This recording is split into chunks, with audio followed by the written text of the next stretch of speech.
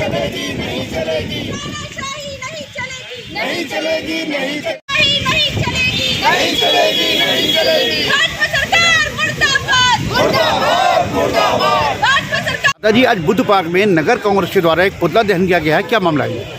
भैया ये उत्तराखंड राज्य के भाजपा प्रभारी दुष्यंत गौतम जी का पुतला हमने फूका है। वो इसलिए जो उन्होंने इंडिया गठबंधन के लोगों को अभद्र तरीके से गाली दी है, उन पर टिप्पणी करी है, वो सरासर निंदनीय है और हमारा कांग्रेस परिवार उसकी निंदा करता है।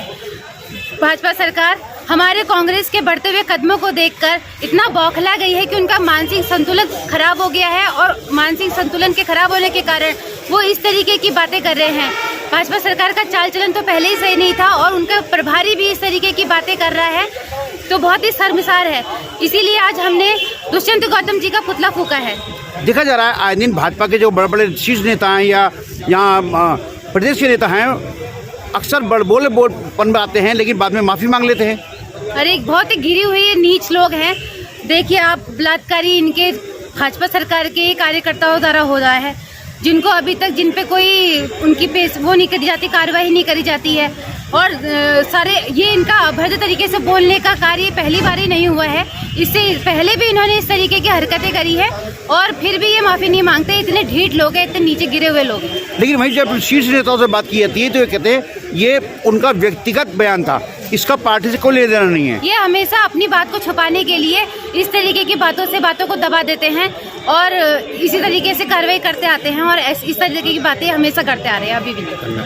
ये दुष्यंत कुमार गौतम जी का पुतला फूका गया है यहाँ पर महानगर कांग्रेस कमेटी द्वारा। इन्होंने इंडिया गठबंधन को एक कुत्ते की संज्ञा दी है इनके द्वारा, और भाजपा के किसी भी कार्यकर्ता या पदाधिकारी द्वारा ये पहले भी कई बार हो चुका है।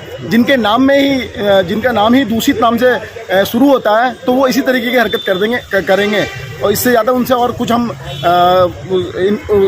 इससे ज़्यादा और कुछ हम आशा नहीं कर सकते इनसे। देखा जा रहा है लगातार जो मौजूदा सरकार है उनके बड़े बड़े मंत्री अक्सर ऐसे अनिगल बयान देते हैं, बाद में पल्ला झाड़ लेते हैं।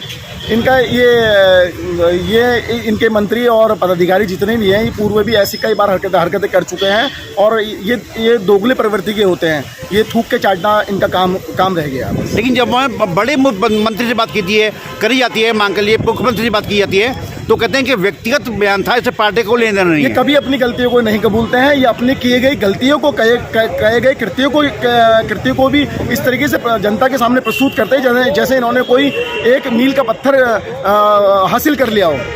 धन्यवाद।